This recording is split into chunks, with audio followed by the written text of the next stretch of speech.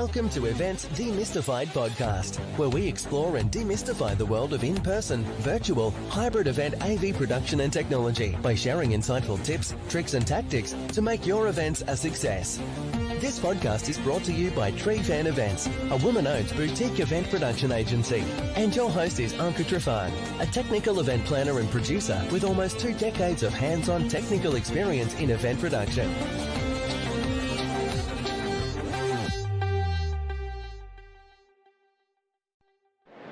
All right, everyone. We're super excited that you join us. Let's see where my co-host went. She's warming up the crowd, she said. That's exactly what an amazing co-host should be doing. Hello, Megan. Thank you. Hello. Well, friends, this is Anca and this is Megan Martin. And we are the co-hosts of eVENT's Demystified podcast.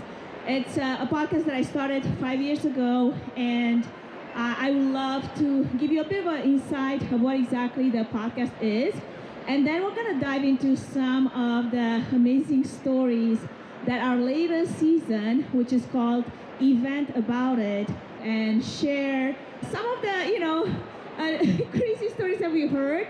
But also Megan, she has one of hers. But before we even get started, I'm curious, how many of you witnessed the Tropicana explosion last night? Okay, all right. So let me just say, some of the stories are explosive. Wouldn't you say so? Extremely. Fabulous. Well, here's what I want you to do. If you have not heard of the eVENT's Demystified podcast, I want you to go to Spotify right now on your phone and search for it, eVENT's Demystified podcast. Now, I started this podcast in 2019, and it was a way to give back to the event community. I come from event production. I have 20 years of event production experience. And in the beginning, I just wanted to take all the technicalities of what event production was and translate it into layman's terms.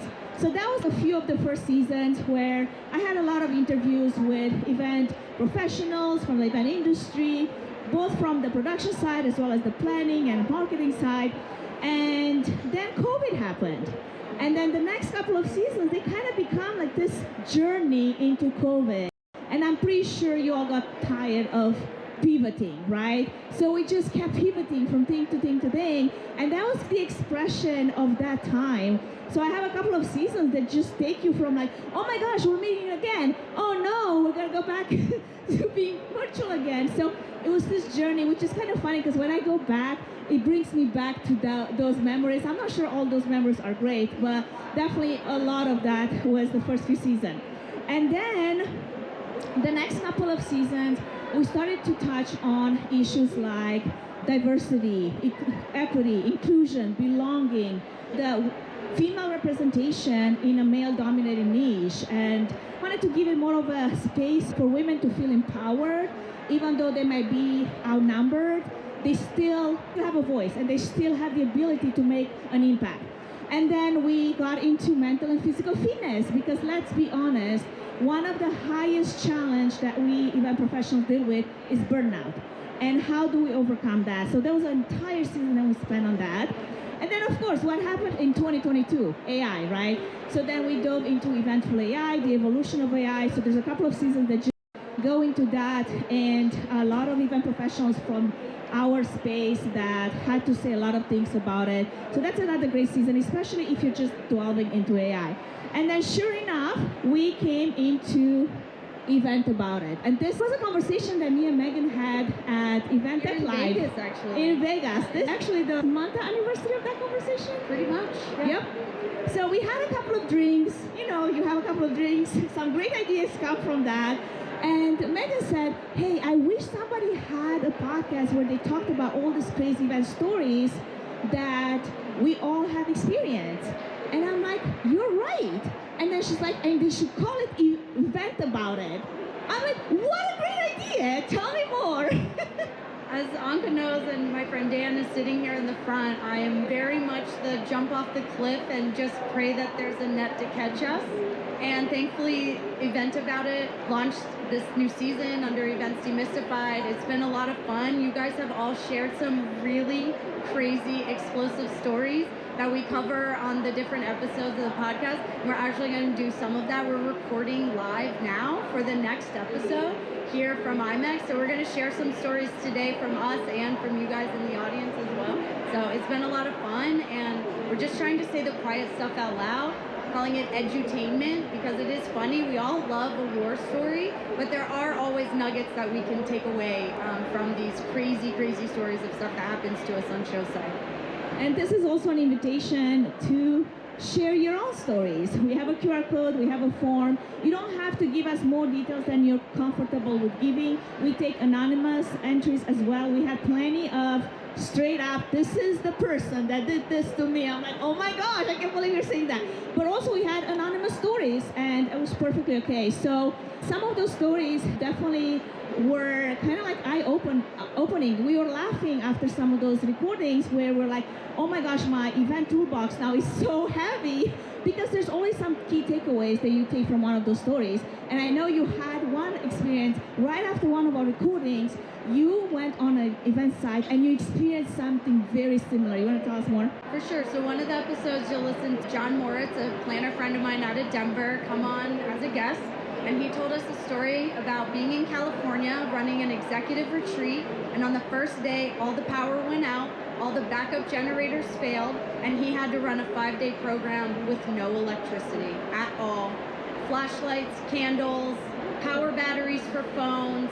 He made the best of it and said it was actually their best and highest rated executive retreat because everyone literally had to unplug because there was no internet, there was no power. They were all forced to actually like sit in a room and conversate. I mean, what a crazy concept in the event world. So John shared that story. Fast forward a couple weeks after we recorded that episode, I actually was on show site, and halfway through day 3, all the power went out. And I was like, don't worry guys, I know exactly what to do. We had it figured out. We had added flashlights to the toolkit because of John's story, and everything was good. Thankfully, it was only a short power outage, a couple hours, everything was fine. But had it been longer, I felt more confident exactly how to figure it out, what we needed to do, how to get the power back on, what sites to look for, and honestly, if it hadn't been for John sharing that story, I'm not sure I would have felt so confident trying to figure out the power. And that's the point of some of those stories. Yes, it's entertainment, and we all love a good story, right? But more than that, it's a way for us to learn some key takeaways, and each one of those episodes has key takeaways. It's like, okay, what did we learn from this? What should we do more, or maybe should do less of, right? And also, how can we prepare better? And we all love contingency planning. I mean, who doesn't? So what you're gonna see on some of those slides is just a summary of some of the stories. Obviously, we couldn't get all the words on one slide to tell you the whole depth of how each story goes. That's where I feel like I'm trying to build a bit of curiosity so you can go back and listen to the whole entire episode, and then you can get more out of that. But what we want to do today, actually, we're going to try to unpack something that Megan went through recently, one of her stories, and then we're going to invite you to contribute to our conversation and add some of yours. We're going to call on some of you to maybe have an opinion on what could have been done better in this situation that Megan is going to share, and then ask questions, or then be the judges of like, well, Megan, you should have done this, because if I were you, I would have known better, right? I mean, we all know better until it happens to us. So I'd love to have you get started on that.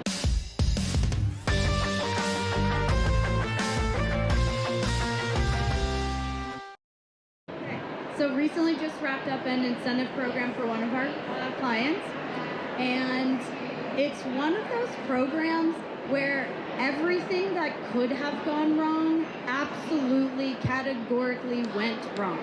I've been doing events almost 20 years. It was honest to God the hardest week of my life. Everything was wrong. I'm going to spare you the people who were involved in this story, so we're going to keep it vague. It was a country in Africa where we were running this program. The first very strong takeaway is if you guys are traveling in teams, do not put your entire team on one flight. My flight was canceled, not able to rebook till the next day, so I missed the entire day of pre-con and pre-walkthroughs of all of our off-site venues. If our entire team had been on that flight, we would have been SOL for the entire week because everyone would have missed the walkthroughs. It took me 50 hours travel day to get to this destination. So already, as soon as I got there, exhausted, tired, craziness. The hotel was very difficult to work with. They say they like groups. They don't really like groups, but we made them love us. We just kept killing them with kindness. The lead planner on the show goes to the offsite venue to tour it, and as soon as she got there, the whole thing was flooded. All the carpet was ripped out. They had plywood on the floor. Offsite venue for the closing night, totally flooded. So that was the first thing that happened. Then we get the program going. Everything's going great. Finally on the better end of it, we go to our first offsite dinner. One of the workers for the DMC we hired to help us that evening was on the rooftop with one of the groups, tripped and fell on a window, cracked it, and almost fell through the glass to the swimming pool that was underneath of it. There's no railings through this beautiful garden walkway where this dinner was. We had to station security around it because people kept falling off the walkthrough and almost into the water around it. And they wouldn't put up, anything, rugs, like it was a mess. And this venue also is not accessible except for 3 DMCs are allowed to use it in this country. It's literally called The Secret because you cannot find it on the internet, on a Google map. It's someone's private home that they allow 3 exclusive companies to use. So we ended up having to keep sending buses back to the hotel to pick people up because they would show up late and then figure out why can't I find this place? I'll just get a taxi or whatever to go there, and then would call us and be like, we were late, I'm sorry. And so then we would just kept having to run transportation because people couldn't find it. It was a whole thing. There were tourists that kept trying to come into the venue. And they're like, no, this is the B&B that I booked. And I was like, I guarantee you for 1,000% fact, this is not the venue you're looking for. You need to keep moving down the road. They had security, the whole thing. So that was crazy. On the first day, part of my delay of getting in, there was a historic sandstorm that shut down the airport, diverted us to another city.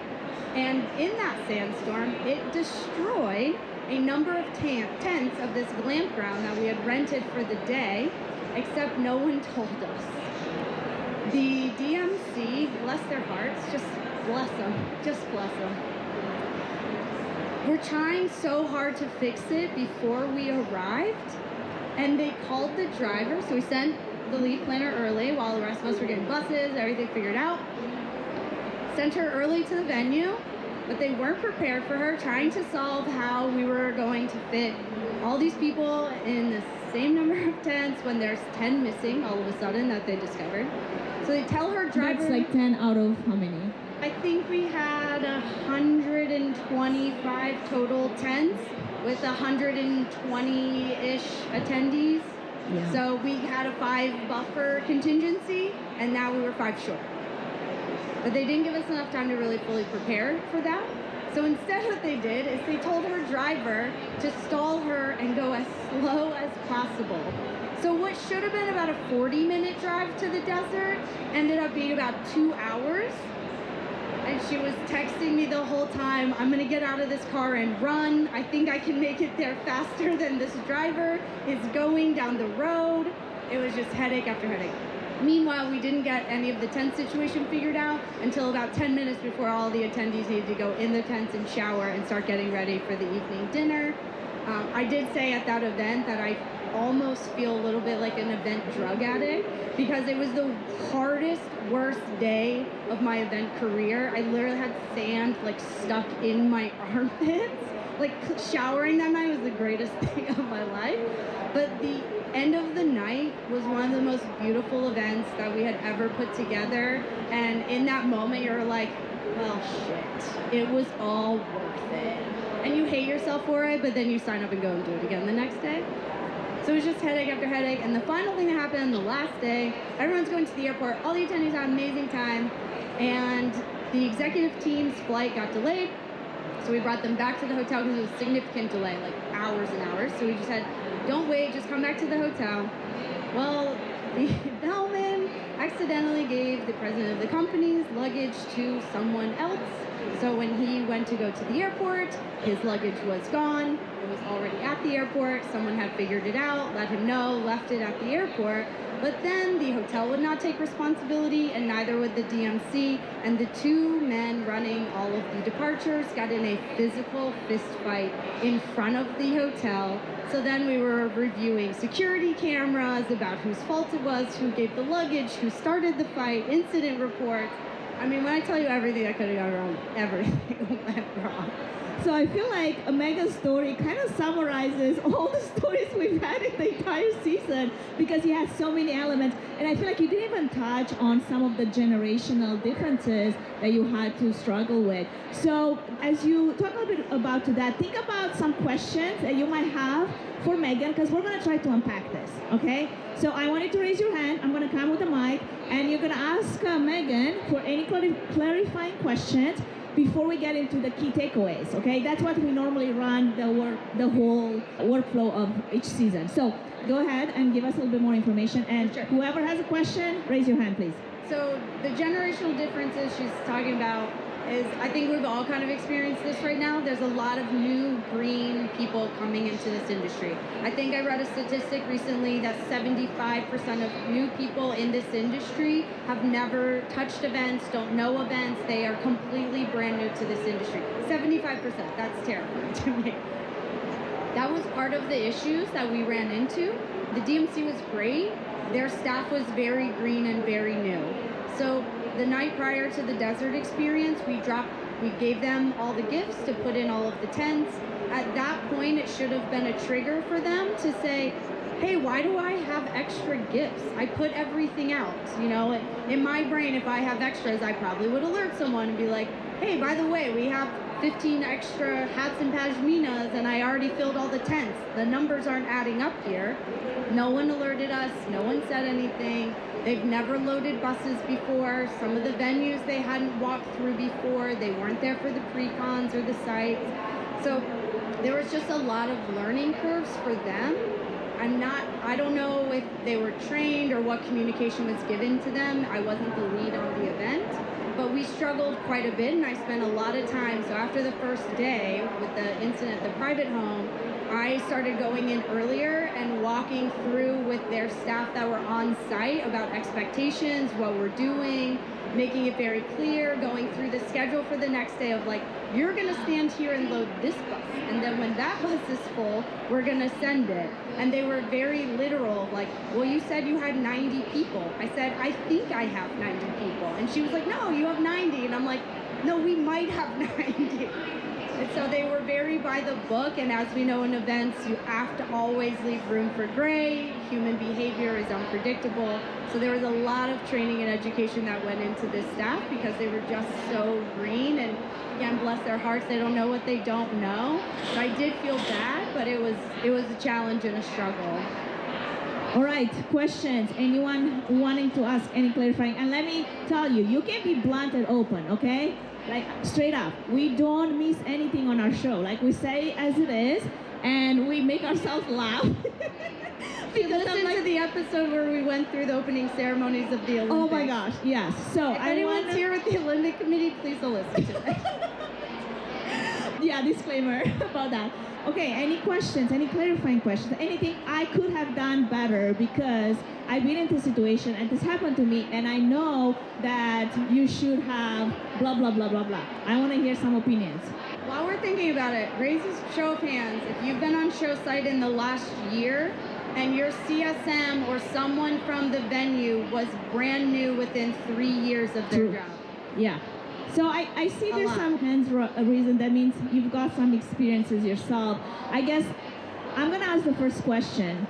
When you have such a different expertise level in your teams, do you have any advice as to how to address it, how to prepare them better, especially if you have limited time, or if you know that you're going to be in between properties on a strange location, somewhere where you haven't been before? Anyone, any advice that wants to pitch in? All right. Just state your name if you don't mind. My name is Eva. I would say at this point, over communication is basic. That's sort of my standard. And then when I do my site visits, I take time to sit down with the vendors I'm going to work with, and I run through very detailed expectations. It might be overkill, but that gives me leverage to say this has been discussed. I love it. That's what we communicated at that point. Absolutely. Thank you for recapping that. Anyone else? I saw another hand here. Hi, I'm Dan. I would say take as much tacit knowledge as you can and make it explicit, whether that's like recording a Zoom call, writing a list, making checklists for them so that they can operate without guidance when it's on them. Fabulous. Thank you very much. Super helpful. The one piece we didn't talk about that was sort of the overarching struggle, and I think a lot of international planners can relate to this. We were in a very heavy Muslim country. There was a big struggle with some of the vendors wanting to take a lead from 2 American women. Communication barriers were large. Translations were difficult, which added a whole level of complexity on top of all the logistical issues we were running into. Culturally, we had to work through some stuff at the beginning to come to an understanding of taking direction from women in a country that historically doesn't do that. Love it. Okay, let's wrap this up with 3 key takeaways that you can come up with just from from this experience alone. Don't let your DMC do site visits in the dark. If they take you to a venue in the dark, go see it on your own in the light. Over communicate with all of your staff, especially if you know your vendor staff are green and new and you're seeing that. We sat down every day, every morning, and we walked through the schedule, and it's the first time ever I've had to very, very clearly direct DMC staff on exactly what we needed to do, simply because they just don't know. It's not because they were trying to do a bad job or there was no malicious intent in there. They just don't know what they don't know yet. We've all been there in our careers. So we over-communicated everything, and honestly, just packed so much patience. Especially working in international countries where the culture might be different, expectations are different. When we say that island time is real, island time is real. They will get to you when they get to you. This country we were in runs on an extreme version of island time. They got to it when they felt like getting to it. So we had to adjust a lot of plans on the fly to give us extra time and buffer with communication and just trying to be really patient in how we communicated with our client as well, setting their expectation of like, when you say you want a cup of coffee, it might be an hour, it might be 10 minutes, and we're doing our best. So over communicating, patience is probably the biggest one. Love it. Okay, so here's what we're gonna do next. Let's see, who wants to share in 2 minutes or less their own version of a story that they encounter in the field, and then I'm going to try to unpack it in the next 3 minutes. Okay, I'm going to volunteer someone because I see her sitting in the back, and she just had one of the craziest stories that I think I've ever heard, and I'm calling on Melissa Uwe. She's my good friend with eVENT back here. We just ran a program, 120 check-in counters, 60 printers, and what happened? So we were doing this event for the first time in a cornfield in Nebraska, and we were dealing with agricultural attendees who had never done registrations, didn't know about badges, so it was just all very new, and we didn't know what we didn't know, and our client didn't know what they didn't know, so they said, you've got 2 staff, and go. So we were like, okay, we'll have 3-4 days of build-up. It ended up no electricity until the day before, some day of. We had 9 gates, 2 people, 60 printers, 120 iPads, and we had to sync them all up to internet. And then we had all new scanning staff who were, let's talk about generational gaps there, that didn't know where the home button was on an iPad or an iPhone. So, and we're trying to physically get around this massive field with huge equipment. So it was interesting. We learned a lot, and I think the takeaway from that was we're going to do a really good post-con with our client and say, this is, this was all, we got it done, and it almost killed us all. And our client was very good in helping us and being another resource, but we're very much used to coming on site and not having to ask the client for anything. And when you've only got 2 people and all of that equipment, and also there was a lot of other things. We didn't have anywhere to house it. We didn't have electricity. So we're out in the sun for 6 hours, in the wind. I've never dealt with that much dust in my life. When you talk about a shower that you've enjoyed, that was the best shower of my life as well. So it was just a culmination of things, but at the end we got it done. The client was very happy. We had 20,000 attendees minimum come through and they were happy. So it all worked out, but I think as event professionals, whatever happens, you just get it done, right? And it's like you're the swan. You're calm on the outside and your feet are going 20 million miles underneath. So, yeah. Anyone has experienced something similar at all? Anybody else ever done an event in the middle of a cornfield? Right. I mean, that's kind of cool, right? I did that. That's awesome. So if anyone has a remote location, they need 120 iPads, they should call Melissa. She knows how to deal with it. She knows how to deal with power outages and all that fun stuff. The funny thing is, my partner is very old school in his technology, and someone was making fun of him for his iPhone the other day because it still has a home button. They told him it was time to upgrade. Okay, we had another story back here. 90 seconds on the clock. All right, hold on, let me get with my mic here. Sure. Hi, everyone. My name's Brett. I had a food fight break out in an event, like a full-on. Now, in the movies, when you see that, it's like fun, like, oh, food fight. Now, these people were aiming to hit you with a biscuit for damage. So I'd love to unpack that on one of your podcasts, but yeah, I had that happen. So a full-on food fight. Was it not enough protein? It's a really good story, but I mean, like, it was I live in Chicago, and it was at the Museum of Science and Industry. So a full-on food fight with like 4 different buffet tables, and it happened because they were angry that there wasn't enough food. And that's the protein, man. It's it's a good story. So anyways, that's my time. Thank you. Yeah, what was your takeaway? Takeaway from the food fight. Oh, that's a good question. What would I take away from that? There was some planning snafus that happened that were beyond my control and beyond what I could actually do. So I don't know how to respond to that.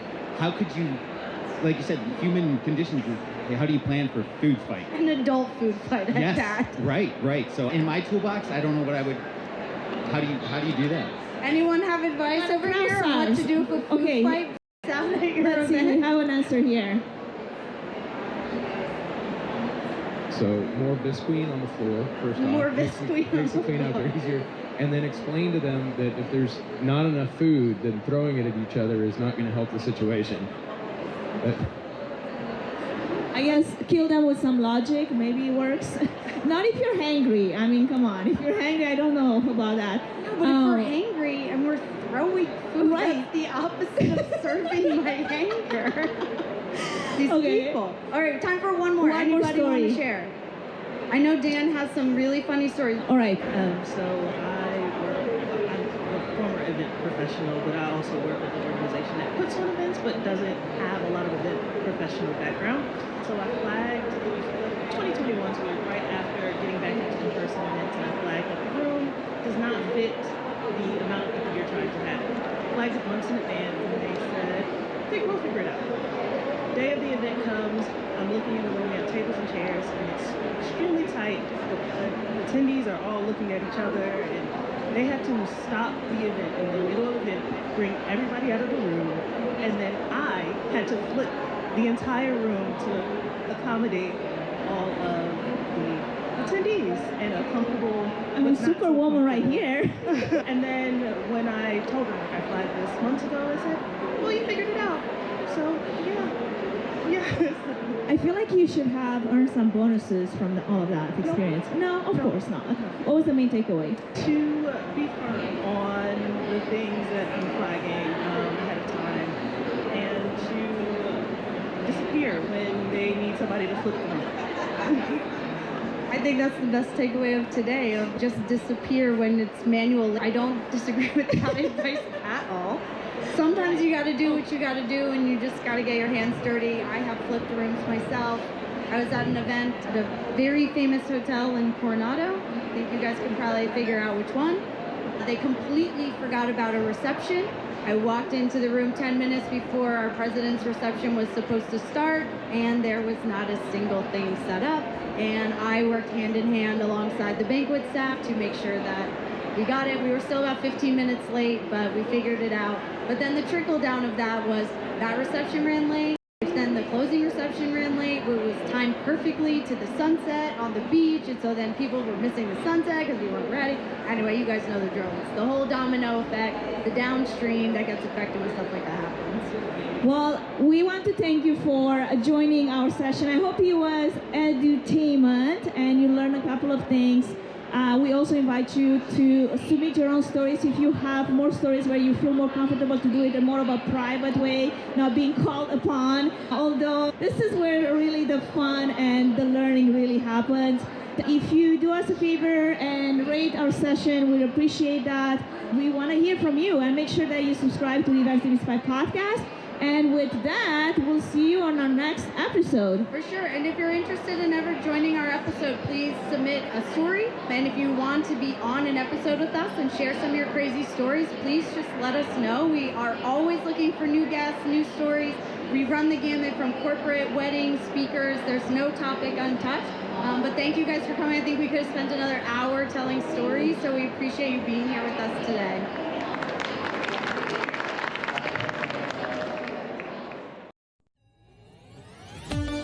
Thank you for listening to the eVENT's Demystified podcast.